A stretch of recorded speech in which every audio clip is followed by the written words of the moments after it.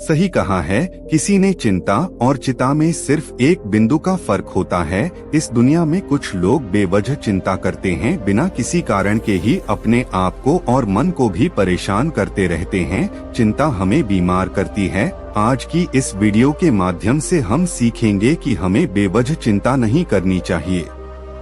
एक गांव में एक किसान था जिसे एक बहुत ही बुरी आदत लग चुकी थी और वह आदत थी बेवजह चिंता करने की। वो हर समय किसी न किसी चीज की चिंता करता ही रहता। वो हर समय सोचता रहता कि कहीं मेरे साथ कुछ गलत ना हो जाए, जबकि उसकी जिंदगी में अभी तक सब कुछ ठीक ही चल रहा था। उसके पास एक बद्धा सा खेत था जिसमें अच्छी खासी फसल हो जाती थी। खेती करने के 2 बैलगाड़ियां थी और एक अच्छा घर था। एक पत्नी और 2 बच्चे थे, लेकिन फिर भी वह किसी न किसी अनहोनी के बारे में सोचकर बेवजह चिंता करता रहता। कभी सोचता कि अगर मेरी फसल में कीड़े लग गई तो क्या होगा? अगर आवारा पशुओं ने फसल को बर्बाद कर दिया तो क्या होगा? अगर सूखा पड़ गया या ज्यादा बारिश हो गई तो मेरी फसल खराब हो जाएगी। ऐसे ही वो भविष्य की अन्य बातों के बारे में सोचकर बेवजह चिंता में डूब रहा था। जैसे कि कहीं खेती के समय मेरे बैल बीमार ना पड़ी जाए, मेरे बच्चों का भविष्य कैसा होगा, कहीं बुढ़ापे में मुझे कोई बड़ी बीमारी ना जाए, मेरे बच्चे बुढ़ापे में मेरा ख्याल रखेंगे भी या नहीं, वगैरह। अपनी इस लगातार बेमतलब चिंता करने की आदत की वजह से वो आसन और परेशानी नहीं लगता था और अब उसका किसी भी काम में मन भी नहीं लगता था। उसकी पत्नी ने भी इस बात को अनुभव किया कि उसे बिना मतलब चिंता करने की आदत पड़ चुकी है। उसने उसे कई बार समझने की कोशिश भी की। तुम बेवजह चिंता करना छोड़, लेकिन उसके समझने का कोई मतलब नहीं रहा। उसे पता चला कि नगर में एक महात्मा आए हैं जिनके पास सारी समस्याओं का हल है। फिर एक दिन बौद्ध भिक्षु के आश्रम में पहुंची। बौद्ध भिक्षु बहुत ही बुद्धिमान और ज्ञानी व्यक्ति थे। किसान और उसकी पत्नी अपनी सारी समस्या बौद्ध भिक्षुओं के समक्ष रख दी। किसान ने कहा, महात्मा, मैं हर समय किसी न किसी बात की चिंता करता रहता हूँ। मैं ज्यादातर उन बुरी चीजों के बारे में सोचकर चिंतित होता रहता हूँ जो अभी तक मेरे साथ हुई भी नहीं। किसान की समस्या को पूरे ध्यान से सुनने के बाद बौद्ध भिक्षु ने कहा, ठीक है, तुम दोनों कल सुबह आना और फिर मैं तुम्हें तुम्हारी समस्या का समाधान बता दूंगा। अगली सुबह जब किसान और उसकी पत्नी बौद्ध भिक्षु के आश्रम में पहुंचने हैं तो देखते हैं कि बौद्ध भिक्षु बहुत ही चिंतित अवस्था में जमीन पर पालाथी मारकर बैठे हुए हैं और उनके सामने एक दूध से भरा गिलास रखा हुआ है। बौद्ध भिक्षु बार बार उस दूध के गिलास की तरफ देख रहे हैं और फिर कभी अपना हाथ अपने सर पर रखते तो कभी जमीन पर। वह बहुत ही चिंतित और बेचैन दिखाई पड़ते थे। यह देखकर किसान ने पूछा, महात्मा, आप इतने परेशान क्यों लग रहे हैं? आपके समक्ष दूध रखा है, आप इसे पी क्यों नहीं लेते? महात्मा बोले, मुझे चिंता हो रही है कि कहीं इस दूध को बिल्ली ना पी जाए या फिर मैं कहीं जाऊं और तो क्या पता या दूध कहीं गिर जाए। मैं दूध को पीना तो चाहता हूं लेकिन मेरा भी मन नहीं है। उसने उसे कई बार समझने की कोशिश भी की। तुम बेवजह चिंता करना छोड़, लेकिन उसके समझने का कोई मतलब नहीं रहा। उसे पता चला कि नगर में एक महात्मा आए हैं जिनके पास सारी समस्याओं का हल है। फिर एक दिन बौद्ध भिक्षु के आश्रम में पहुंची। बौद्ध भिक्षु बहुत ही बुद्धिमान और ज्ञानी व्यक्ति थे। किसान और उसकी पत्नी अपनी सारी समस्या बौद्ध भिक्षुओं के समक्ष रख दी। किसान ने कहा, महात्मा, मैं हर समय किसी न किसी बात की चिंता करता रहता हूँ। मैं कहीं इस दूध को बिल्ली ना पी जाए या फिर मैं कहीं जाऊं और तो क्या पता या दूध कहीं गिर जाए। मैं दूध को पीना तो चाहता हूँ लेकिन मेरा भी मन नहीं है। मैं तो यही सोच रहा हूँ कि अगर यह दूध खराब हो गया या कोई गंदी चीज इस पे पड़ गया तो फिर क्या होगा। इतना सुनकर किसान जोर जोर से हंसने लगा।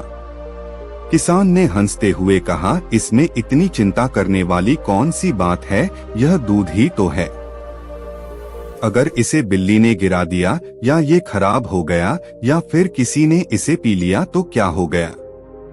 ये आपको दोबारा मिल जाएगा और वैसे भी आपका चिंता करना बेकार है कि ना तो अभी इसे बिल्ली ने गिराया है, ना ही खराब हुआ है और ना ही अभी इसे किसी ने पिया है, और हो सकता है कि भविष्य में ऐसा हो भी ना।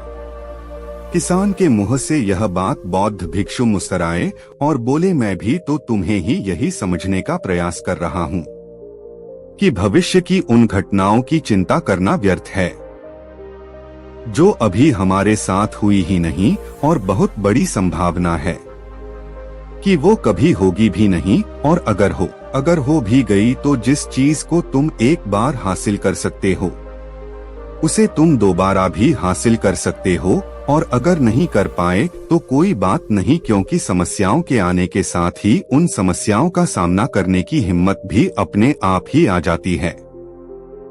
यह बातें सुनने के बाद किसान को लगा जैसे किसी ने उसके गाल पर एक थप्पड़ मारकर उसे नींद से जगा दिया हो। उसे महसूस हुआ कि वो भी तो यही गलती कर रहा है। वो भी तो भविष्य की उन घटनाओं के बारे में सोचकर चिंतित हो रहा है जो अभी तक घटी ही नहीं और शायद कभी घटेगी की नहीं।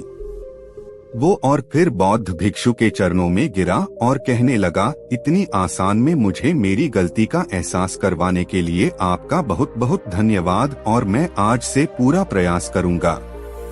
मैं बेवजह चिंता करना बंद कर दूंगा। जापान में एक लोकप्रिय कहावत है, अगर तुम चल रहे हो तो सिर्फ चलो, अगर तुम खा रहे हो तो सिर्फ खाओ, लेकिन एक समय में सिर्फ एक ही कम करो, चिंता न करो। इस लोकप्रिय कहावत के अर्थ ने मुझे हैरान कर दिया था, और सच कहूं तो मुझे ऐसा लगता है कि कहावत के अर्थ में ही वो राज छुपा है जिसे अगर किसी ने अच्छे से समझ लिया और अपने जीवन में उतार लिया तो वो चिंता के बंधन से ही हमेशा हमेशा के लिए मुक्त हो जाएगा।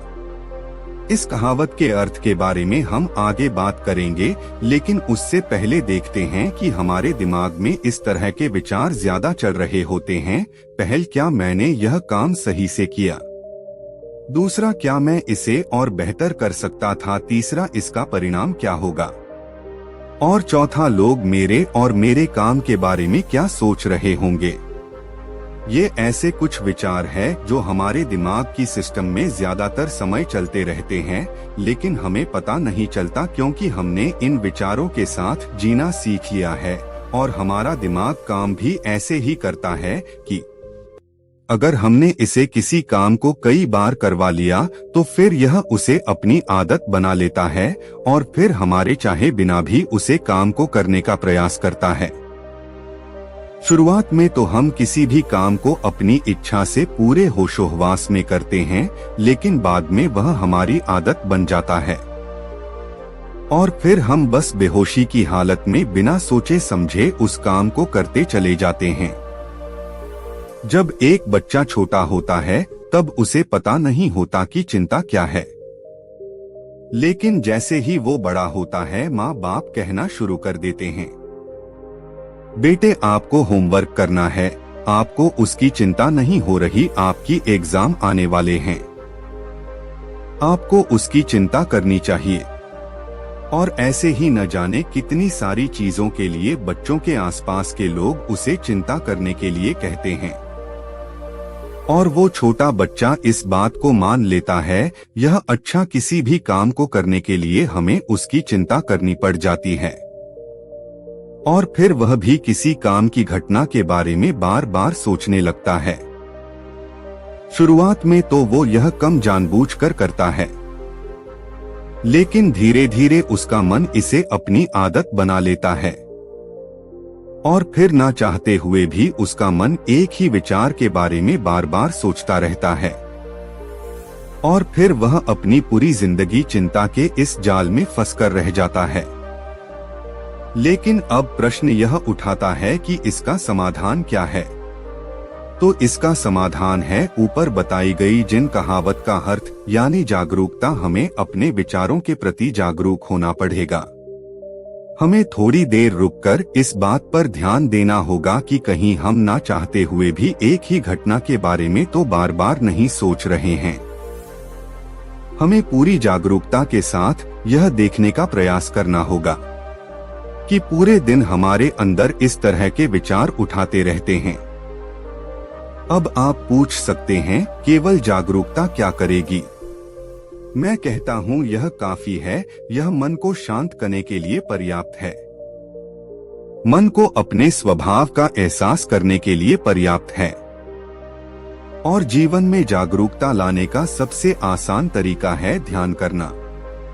ध्यान करने के दौरान अपने विचारों पर ध्यान देना, और जब आप पूरी जागरूकता के साथ अपने विचारों पर ध्यान देना शुरू कर देंगे, तब आप पाएंगे कि आपके मन में चलने वाले गैर जरूरी विचार एक एक करके अपने आप ही गायब होना शुरू हो जाएंगे, और फिर आप एक आनंदित और शांत जीवन अनुभव कर पाएंगे। बाकी अगर वीडियो अच्छी लगी हो तो कमेंट जरूर करें।